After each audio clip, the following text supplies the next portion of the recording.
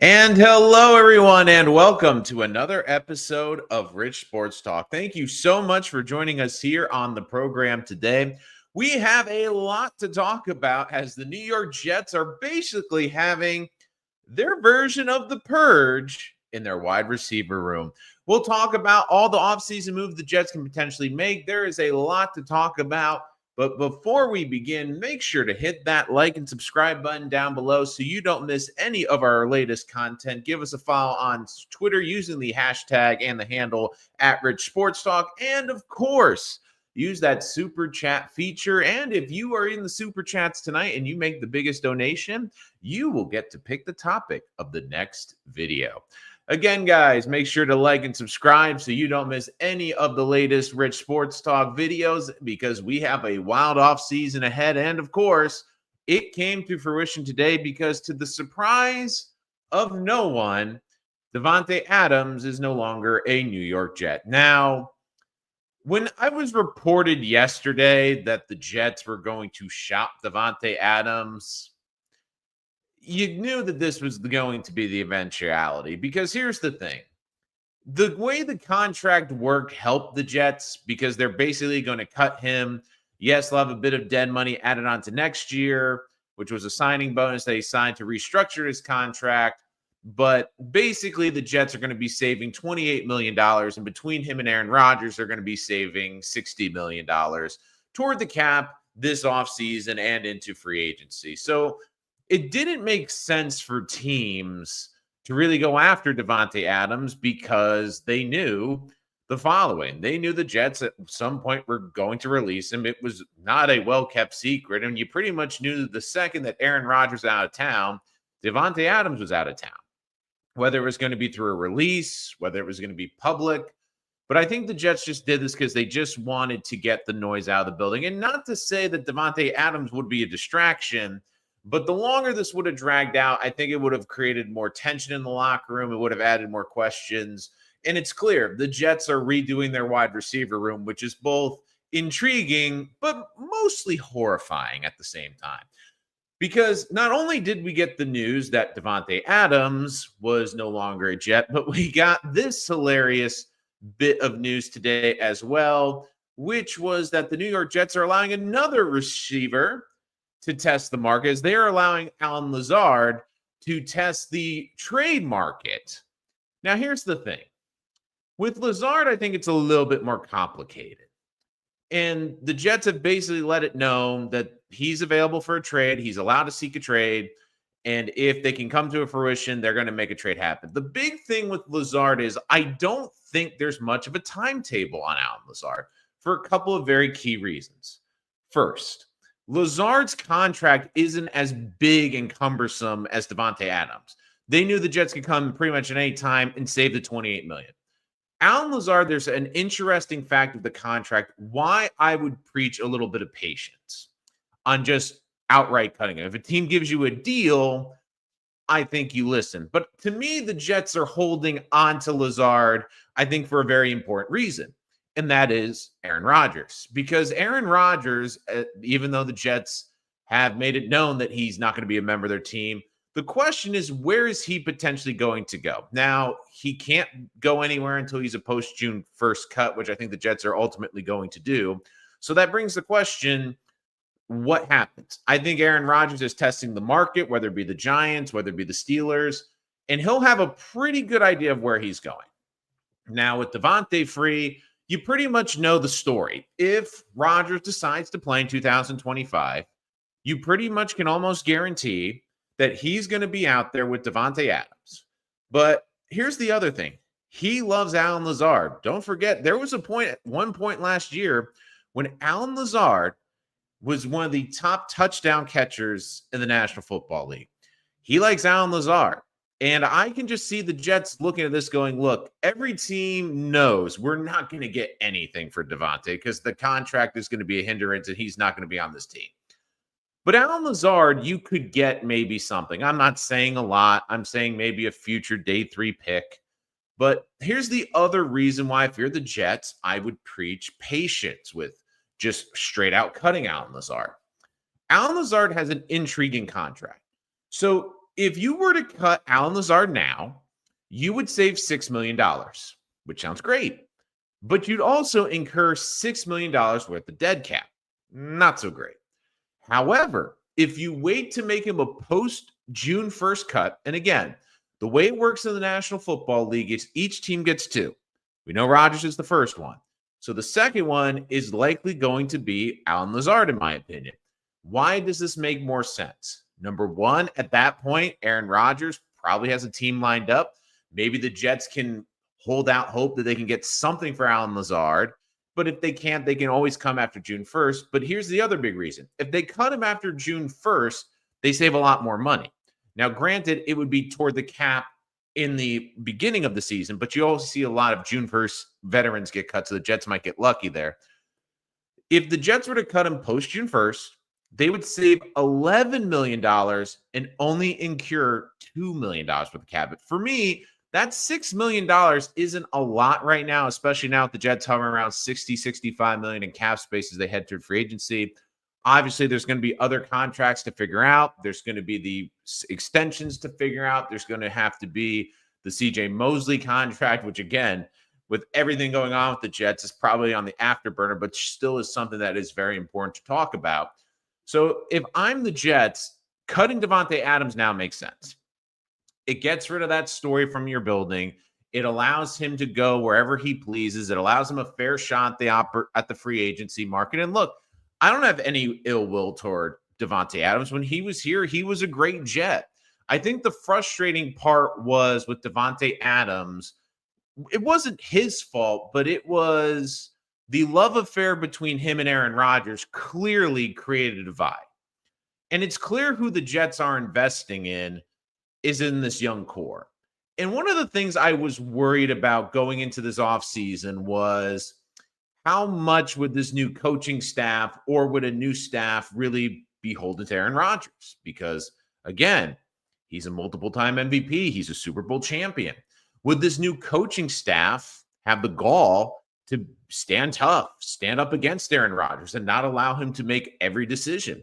And it's clear Aaron Glenn and Darren Muji have basically decided that this is going to be the line. This is what is this going to be this organization's future, and we have a plan. Now, again, it's not the greatest plan for Jet fans, if we're honest, because you're the best quarterback, if we're honest, going into next season would have been Aaron Rodgers. But the Jets, to me, feel like they needed a change of scenery. I've said it on this channel before, and I do think it was ultimately the right move. Now, in a perfect world, would I have loved to get a pick for Davante Adams? Absolutely. But does it hurt that the Jets gave up a third-round pick to get him? Yes. Could have been a lot worse if he was an all-pro and that turned into a second-round pick? Yes. Is it frustrating that didn't work out? But at that point, the Jets were throwing a Hail Mary. Basically, everyone knew that this was the last Hail Mary to try to save Joe Douglas's job, save the season, save any hope of Aaron Rodgers long-term here, and it didn't work. And at least I give this front office credit. I would rather have a front office that is willing to turn the page quickly and move on than a front office that is desperate to make something that clearly isn't working. And Davante Adams is still a very good receiver. He's going to go somewhere next year, probably with Aaron Rodgers, put up really impressive stats. And I know every Jet fan's already having PTSD or preeminently PTSD that he's going to go to the Giants. He's going to go with Malik Neighbors. But here's the thing, and I would warn any team with Aaron Rodgers about this. If you bring in Aaron Rodgers and he is insistent on bringing in Alan Lazard and Davante Adams, you better make sure that you have young superstars that can handle it. Because I think Garrett handled it well last year, but you can tell there was a riff. Because let's be honest, at this point, Aaron Rodgers has eyes for Davante Adams. And you saw it down the stretch. There were games where I would check the box score and there would be 10 targets to Davante Adams, 3 targets to the next one in line, and Garrett Wilson would somehow only have 1 to 2 targets in the third quarter. If you are a team and you are going to take on Davante Adams and you are going to take on Aaron Rodgers, be warned. Now, do I think Davante Adams is automatically going where Aaron Rodgers is? Not necessarily. I mean, Matthew Stafford's back in Los Angeles. It's clear that he would love to go to the West Coast. I think that the Rams at the right price could be interesting, especially if they do move on for Cooper Kupp, although now it seems like they might try to keep him. San Francisco's an intriguing option, although they're in cap hell, so I don't really see that working out. But it will definitely be clearly fascinating to see how the Jets address this. But look, at the end of the day, the Jets made a move that we knew was going to happen. Would we have loved draft capital for Davante Adams? Absolutely.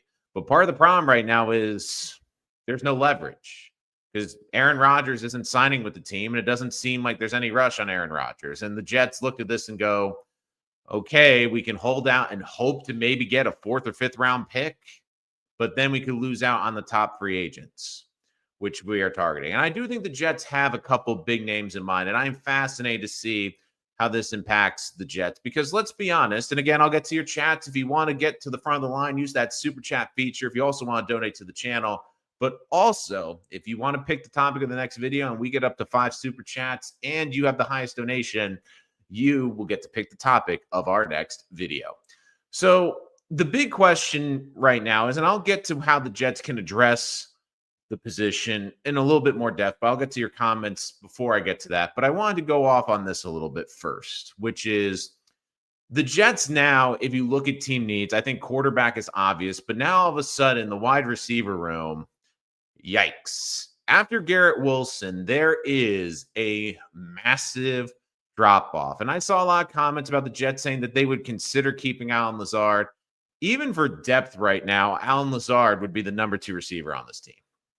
Because you look, Xavier Gibson, gadget type of player, we have no idea what Malachi Corley is going to be and what if he's even going to have a role in this new offense and new regime. It is terrifying to see how thin the Jets are at wide receiver.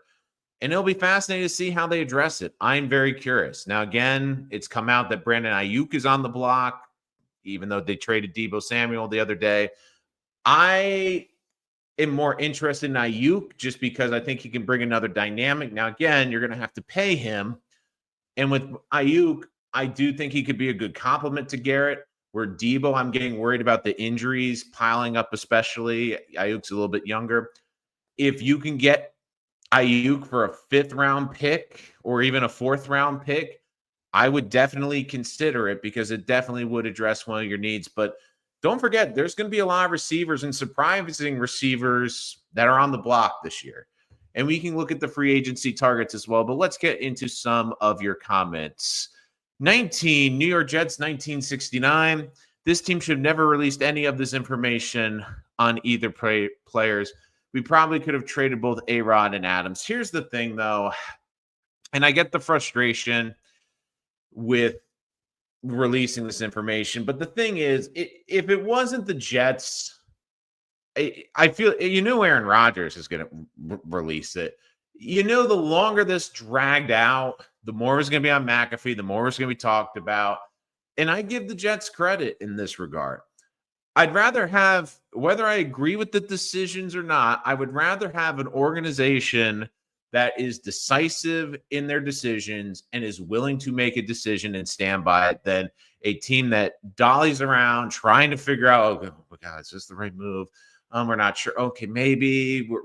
That they just basically are paralyzed by fear and they don't want to make a move because they are afraid it is going to backfire. And look, I get it with the Jets and their track record that people don't trust them to make the right decisions. And I get all that.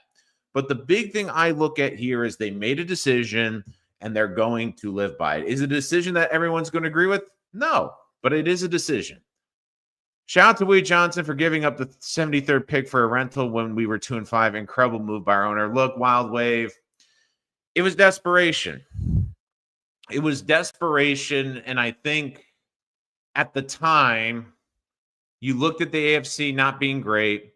You figured if this team could somehow get to go on a hypothetical run and let's say get to 7-7 and have a chance to play meaningful games down the stretch, it would have been worth it. And look, if Davante Adams clicked great, if Aaron played healthy down the stretch, if this team, even if this team finished 9-8, and just missed the playoffs because of seeding, you would have felt a lot better about going into the next season. You would have felt that there was a chance with Aaron Rodgers. But let's also put it this way.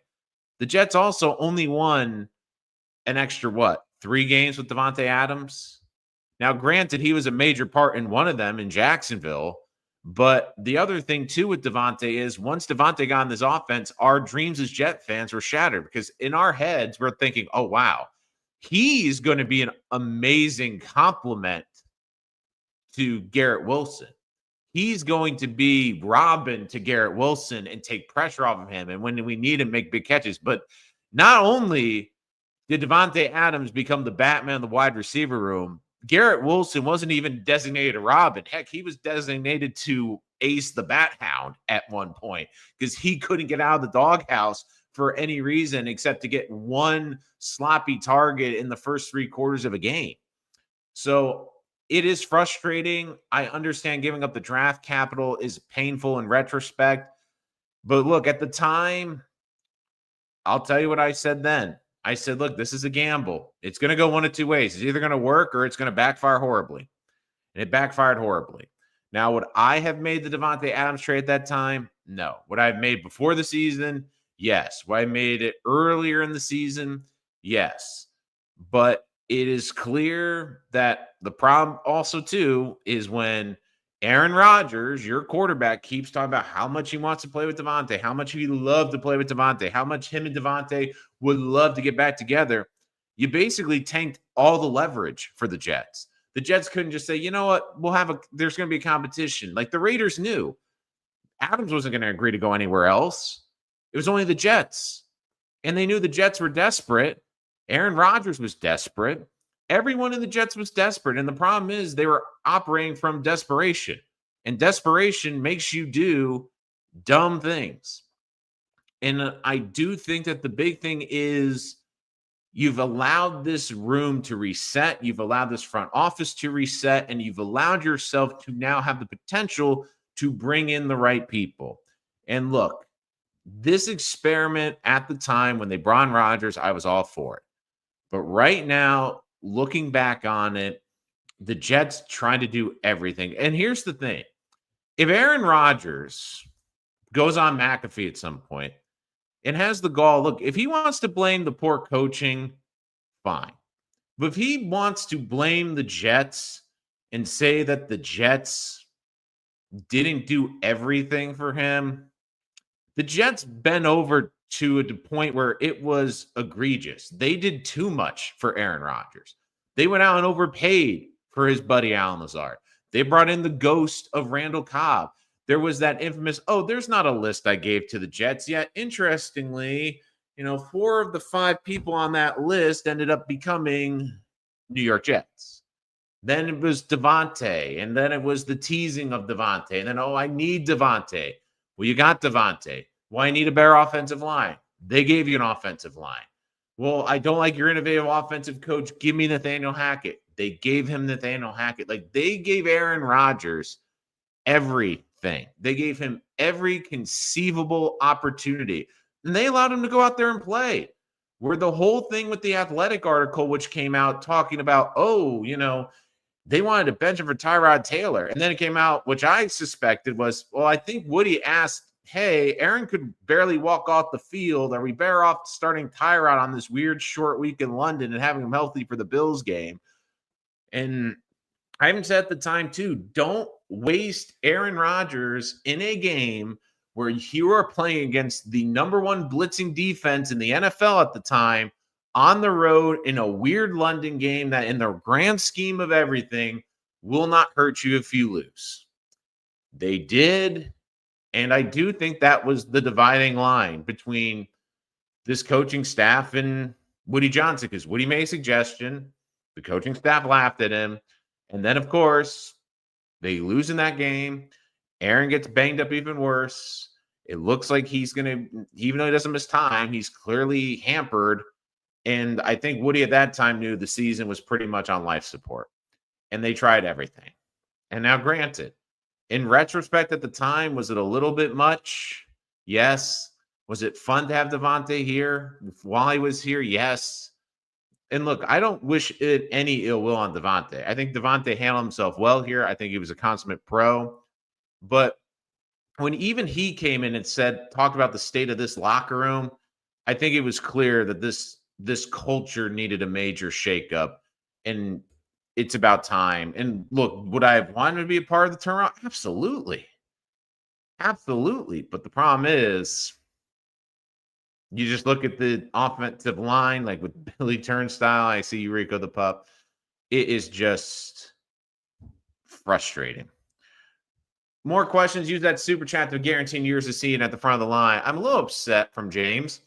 They couldn't find a way to fit him in this offense. Are we really in a position to get rid of good players? I think where the Jets are right now, James, and you bring up a good point, because Davante's a great player, but he's also a player that's more at the end of his rope than the beginning. He's a guy at this point in his career, still a very good player, but past his prime and is probably looking to win. And right now, the Jets don't have any pelts in terms of saying that they are going to be a playoff team next year. I mean, heck, they're the longest playoff drought. The only reason he came here was because of Aaron, and Aaron's gone. And I get that you're releasing great players, but sometimes you have to change the culture. Because the Jets, if you looked on paper, had a great roster. They had a great roster, but you had guys that didn't fit in and that were mercenaries and then buying the culture. Like guys like Hassan Reddick, who basically came here for money and basically were complete busts. So it is just so frustrating. They could technically, look, if he wants to go to the Giants, I'm all go for it. I know that everyone's afraid of the Giants, but here's the thing.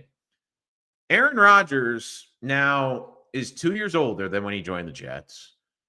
He basically came in and alienated a team's young and up-and-coming superstar wide receiver and came into an organization with coaches on the hot seat and that are desperate.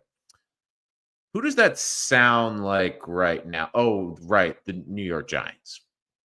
I know the biggest fear is having him go to the Giants. I get that. If he wants to go to the Giants, I'm all for it. And here's the other thing. There's two things with him going to the Giants. Number one, I find it hysterical.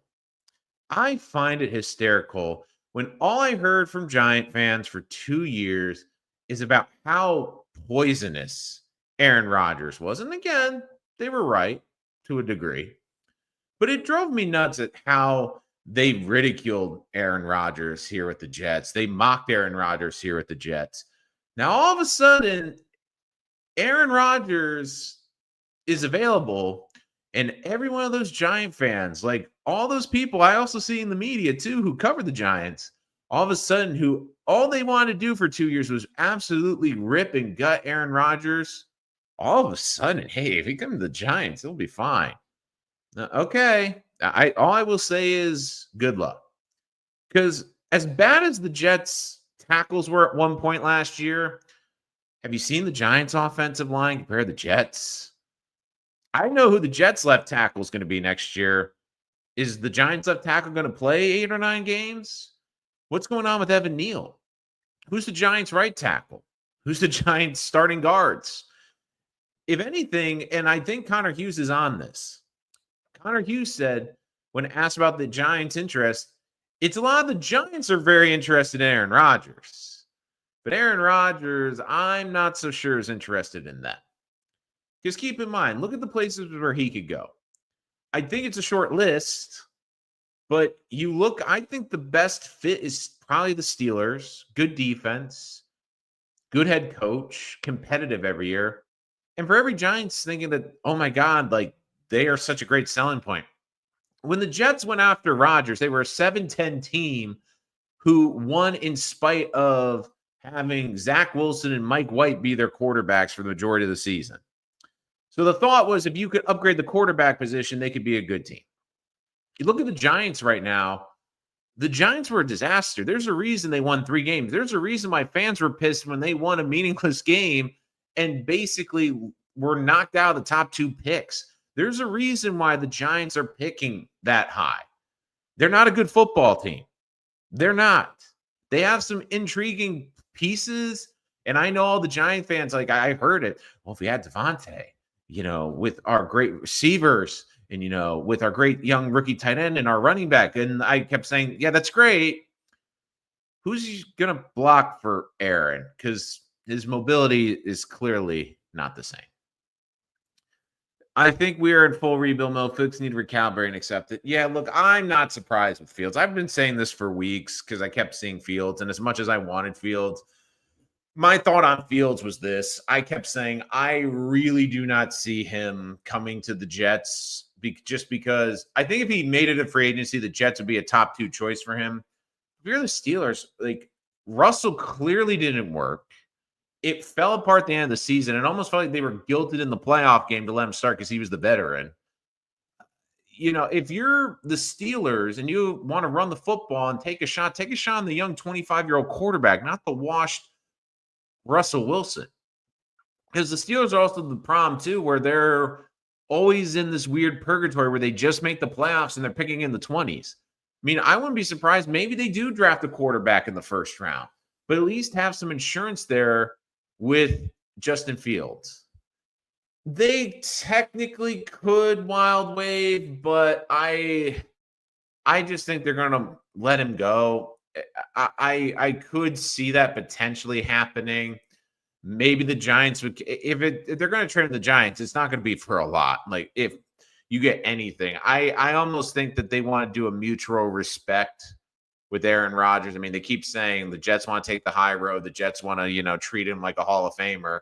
So I think they'll do the right thing and they'll just release him. As much as we want him to have the Jets to have the draft capital, I just don't see them holding on. I think they're just going to say, look, thank you.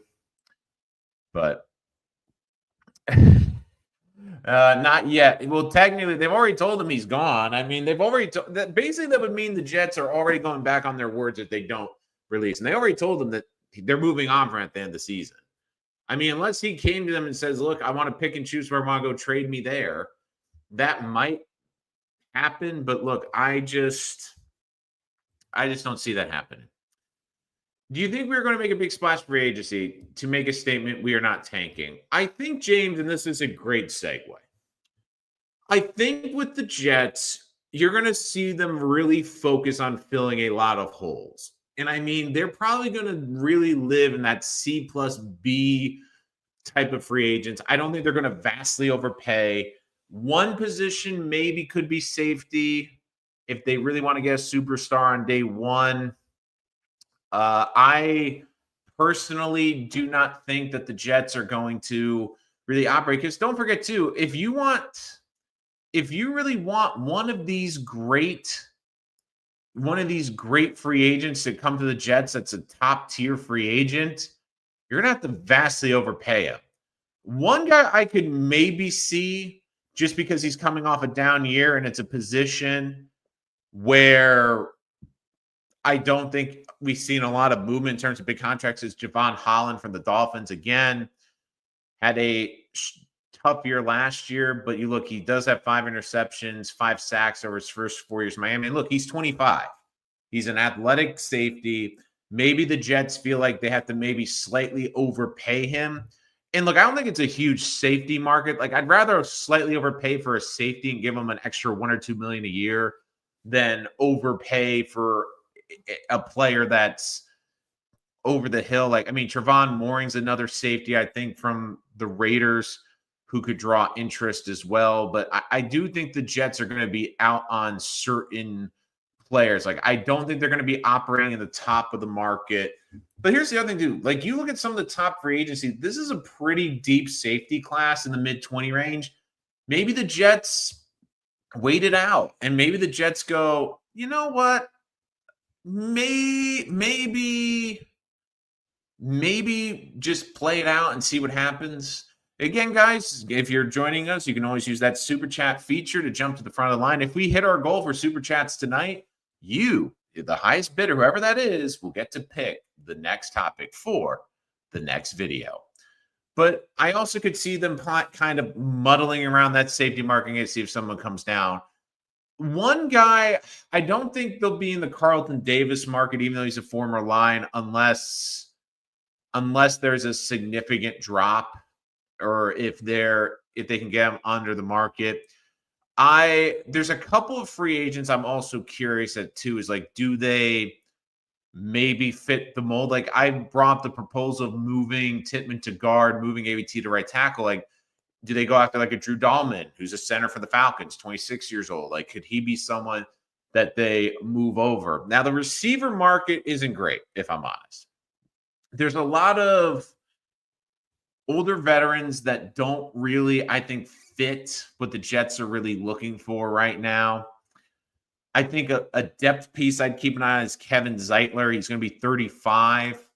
I mean, he does have a good pass block win rate, but again, 13 years, you wonder how much longer he's going to be available in the league. I think Darius Slayton could be someone just because he's worked in the New York market. He is a solid, I think, top 3 receiver. I'm not saying he's a great number 2. I'm curious to see what the market would be for him. Like I also suggested, depending on the price, I'd look at Brandon Ayuk. But look, I really do believe that you're going to see an overhaul in the wide receiver position, and especially in the pass catchers. I think bare minimum, the Jets are going to add at least 3 pass catchers in some form in free agency, whether it be 2 receivers and a tight end, whether it be 2 tight ends and a receiver, whether it be 3 receivers. They're going to add pieces. Like, it's going to be more like a Juwan Johnson, or more of like a solid number 2 filling the holes, as opposed to really getting one of those really top line ones. So again, I understand that there's a lot of frustration out there. Will Jordan, Travis, or Martinez take us to the playoffs? No. I mean, Jordan, hopefully the Jets don't, hopefully this new coaching staff also knows how to do rehab correctly too, because that definitely was frustrating. They're not going to do that. They'll keep them out any way they can. Building a culture means treating veteran players with respect. 14 years. Absolutely agree. Danger Zone, hit the like button. Again, he did a great video with Dom C, who we hope to get on the channel very soon. Check out Danger Zone every Friday night. Of course, if Danger Zone ever needs me to come in on a Friday night, talk about the draft, I am always available. Oh, baby, you know me too well, Danger Zone. You know that this is why is dangerous. I love it personally. To be fair, I am always of the mindset that I value offensive linemen incredibly highly. I've always leaned toward offensive linemen because it's so hard to find really good offensive linemen. And I do think that this pick has some gravity for a couple of reasons. Number one, the Jets need to build up their identity and their size. And I do think you're going to see a lot of emphasis on the trenches, both sides of the football. Now, I get the idea of taking a tight end here. I get the idea of taking a receiver here. But we have seen time and time again, you can get not only starters, but really good pass catchers day 2, early day 3 of the draft. You don't find great starting tackles in round 2 usually, or round 3. It is very rare. I would love Membu at 7 because I think he would be a great complement to what they have. First of all, he is a physical presence. He's someone that you can run behind. You look at Mizzou last year when they wanted to run the damn ball. They got behind Highway 79 and they rode it, and they rode it well. So I do really like him there at 7. Personally, I would try to trade back 2 or 3 spots. I know, and again, everyone keeps talking about, the pass rushers, the wide receivers, and I know my first one I had McMillan going there. But look, you look at Membu last season.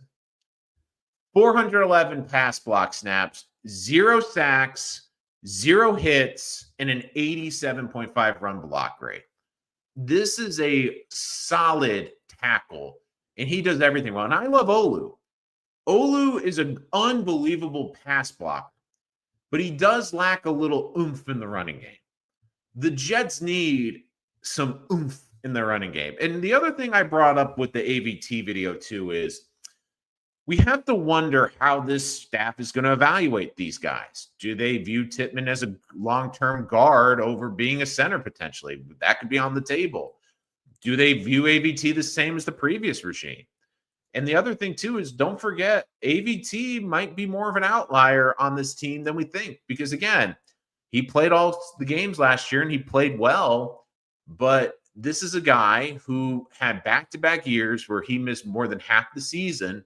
And as a 27-year-old offensive lineman, you wonder, will this new regime want to invest in him? Where if they like Olu and they view Tippmann as a valuable interior offensive lineman and they draft Membu, all of a sudden they have three cornerstones in this offensive line for arguably the next 8 years. And don't forget, when the Lions were in the draft, when the Lions drafted their offensive tackles, they basically went out on a limb. And it was a pick too where you looked, I'm trying to remember I'm trying to remember what year. Usually I'm pretty good with just like the tackle position. Like I can pull it out of a hat. I'm trying to remember what year it was when they drafted, what is it? When they drafted Penei Sewell, because he's 24. What was the year Penei Sewell was drafted? Was it 3 years ago? Help me out, chat. I'm trying to think when he was drafted. Because I remember at the time, people did not like the pick. Like they'll look back at it in retrospect and be like, oh, that was a great value pick. And look, he probably is one of the top 2 players in that entire NFL draft. But I just remember at the time, people were mocking the line saying, why do they need a tackle? He's not the biggest need, but he's become a great player for them. And they have arguably the best tackle combination in the league. I mean, this was a draft too, where don't forget, people are like, well, why aren't they really going after, potential long-term quarterback? You have Davante Smith on.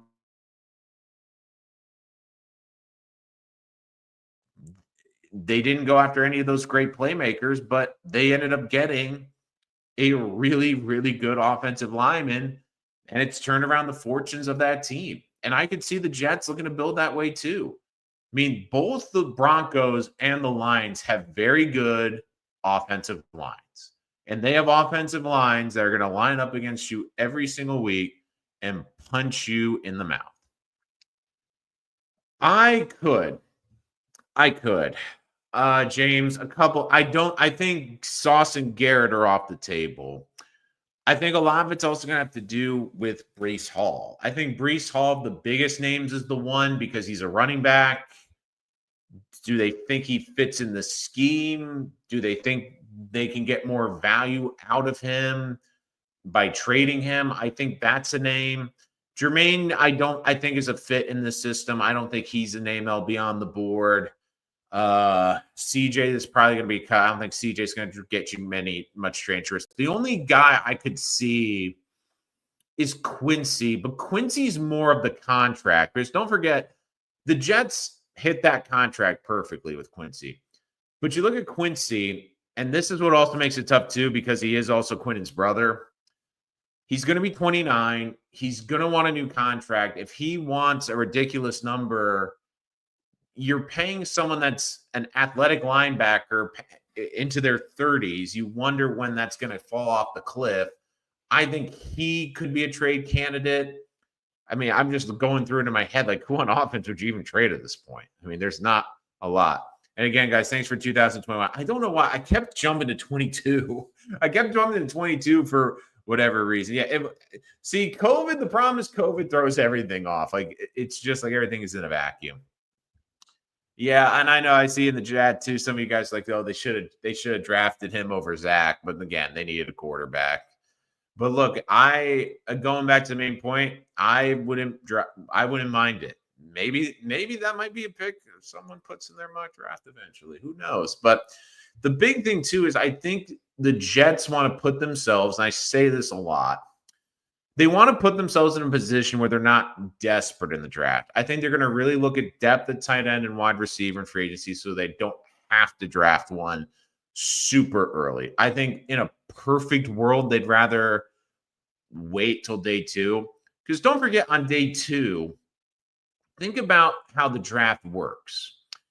There is always a guy when we get to the end of the first round, or guys, where we go, how in God's name are they still available? How are they still on the board? A lot of it is the quarterbacks, but there are a lot of good players that make it through in the first round, whether there was a run on linemen, whether it was a run on quarterbacks. But there always is seemingly guys that are sitting at the top of the board. And like, I think a good example is you just look at this last year's draft.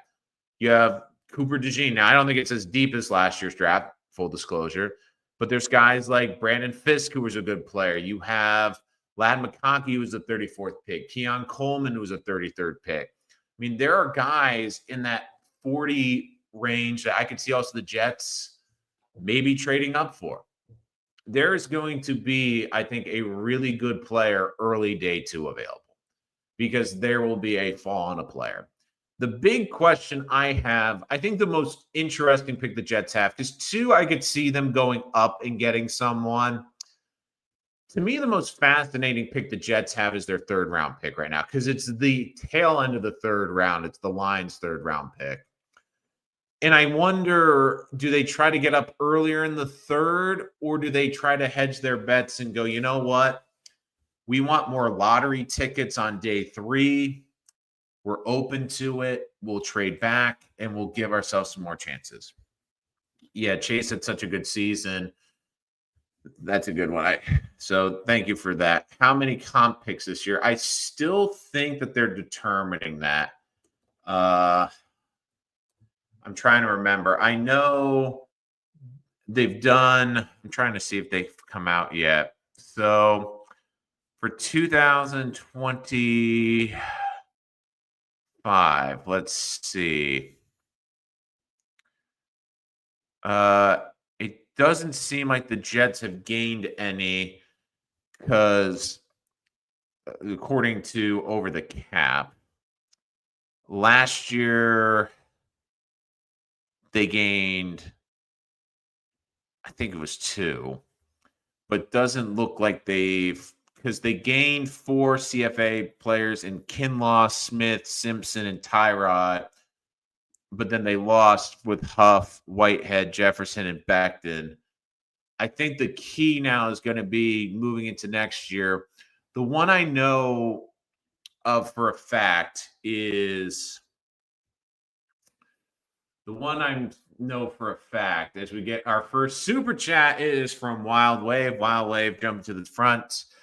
Not thrilled drafting another O-lineman in the first. Can't always use the first round resources in the O-line. You have to hit on day 2, 3 picks. Go BPA Warren. Look, I get it. I understand it. But the way I look at it too, and I can tell we're going to disagree on this. I think finding great offensive linemen is a lot harder in the 2nd round. Like the example I just gave in the NFL draft, those are some quality receivers you're still going to have round 2.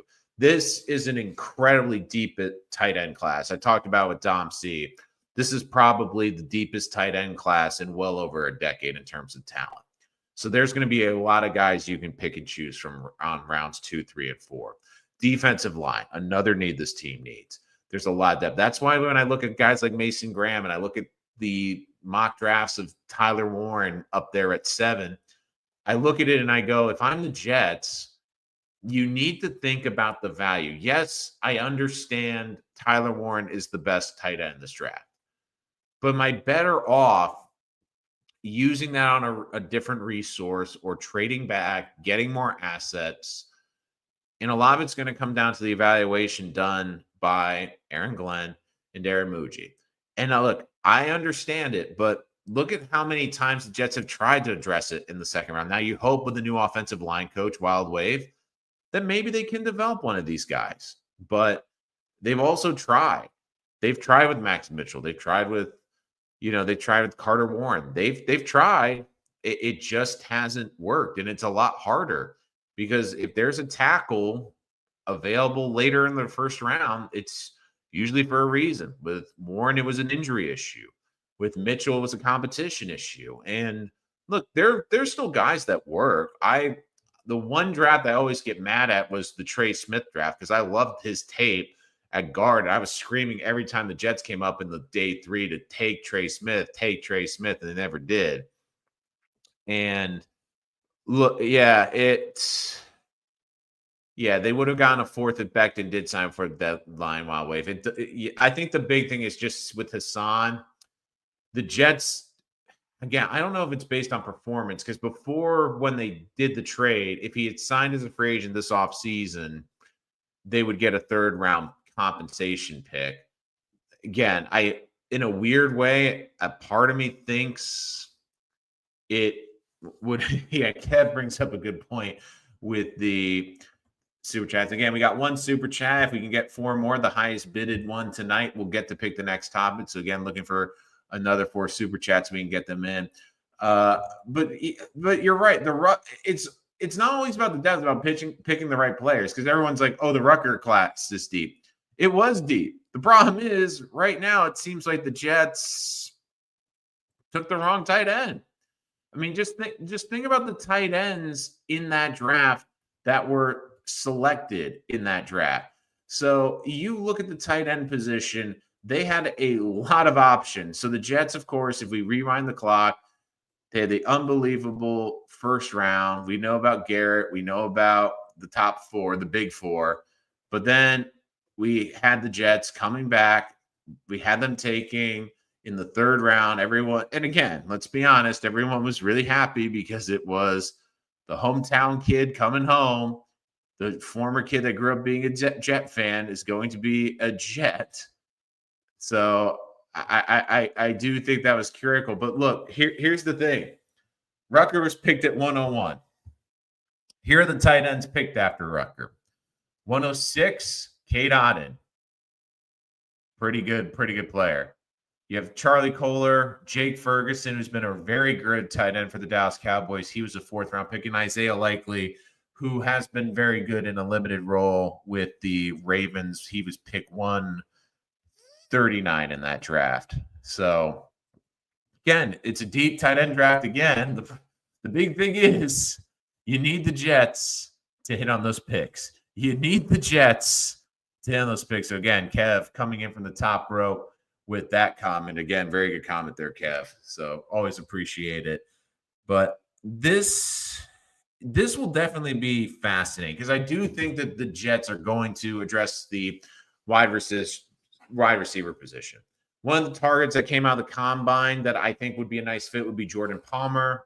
584 yards last year, only 1 TD, but 10 career touchdown catches. I like it because it's one of those low-risk guys, 25 years old, a younger wide receiver.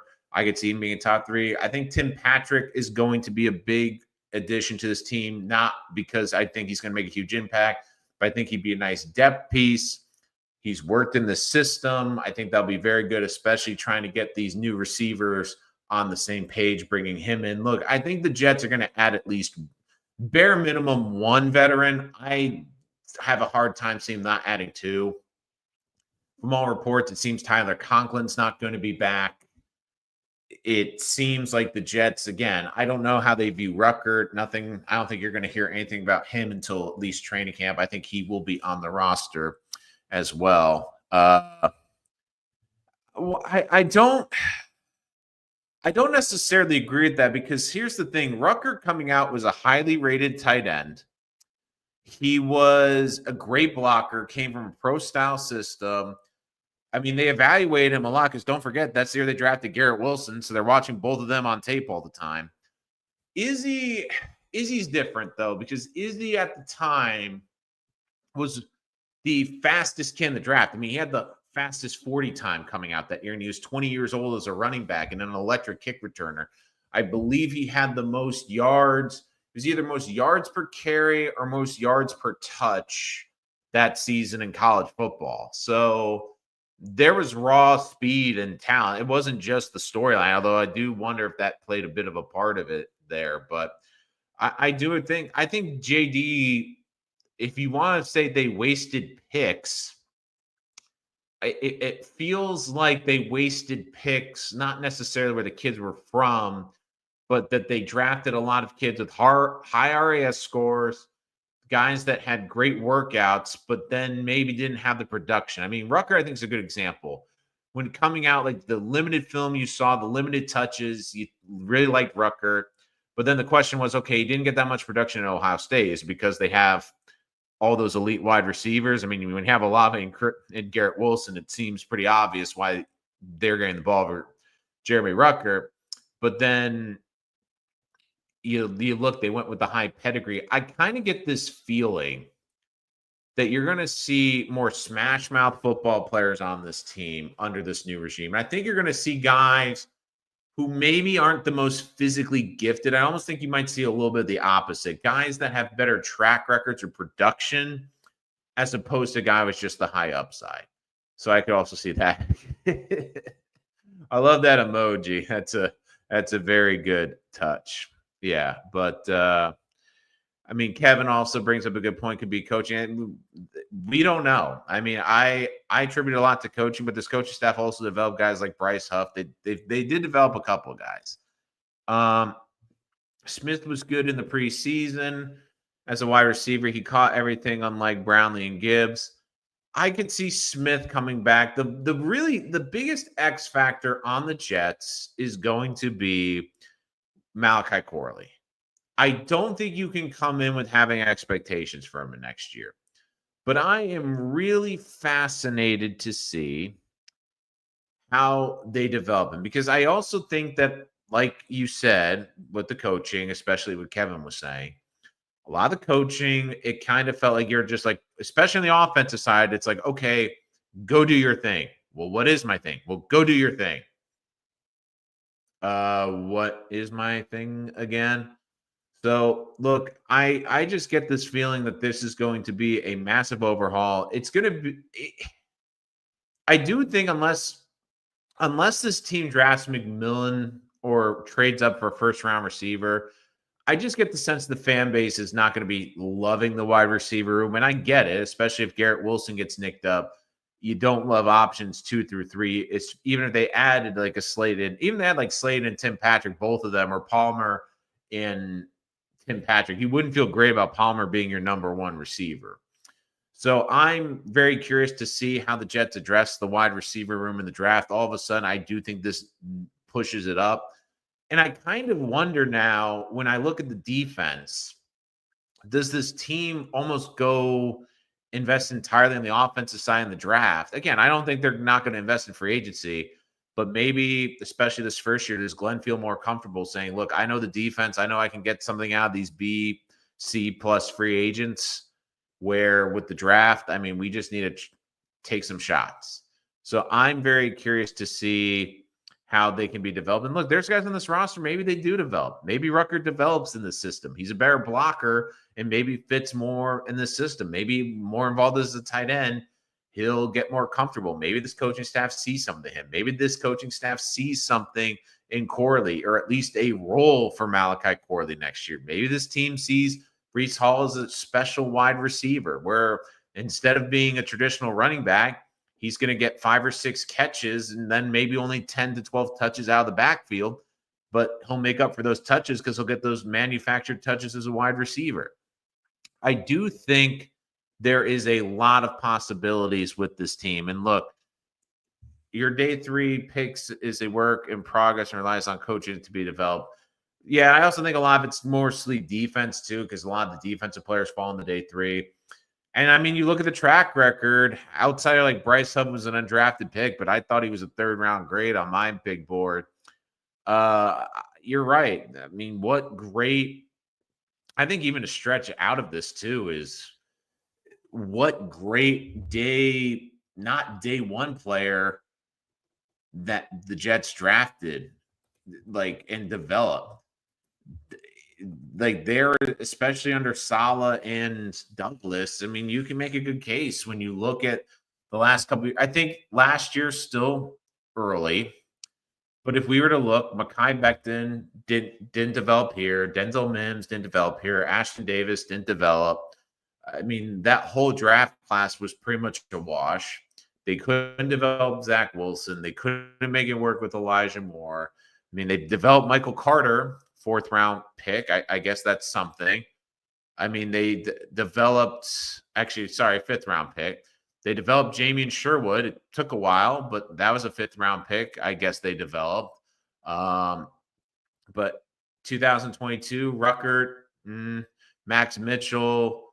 And again, I feel bad for Mitchell because of the blood issue. I wonder how much, if he didn't have that, that wouldn't have impacted his career. But I mean, Michael Clemens, I mean, he's gone backwards. Will McDonald, again, let me look at day 3 picks. Carter Warren, no. Izzy, not on the team. Zaire Barnes, Bernard Converse, maybe. Jalen Key, not on the team. Stiggers, maybe.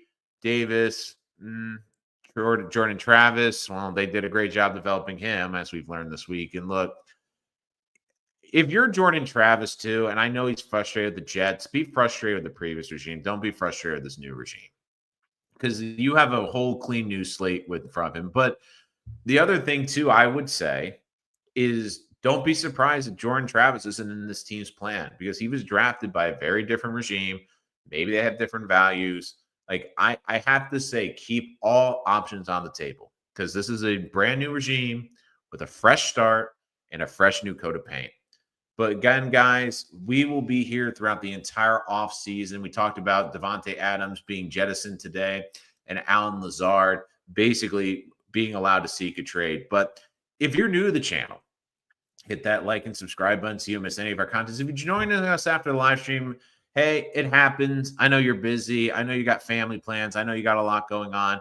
Hit that like and subscribe button so you don't miss any of our comments. If you have questions in the comments, or you have ideas for future videos or topics you want me to talk about, put in the comments. I read them all, and I would be happy to look into investigating those as all. And don't forget, we have annual mock draft Mondays, especially after free agency. The 7-rounders are coming. I know you are not going to want to miss those. And of course, the free agency circus is right around the corner.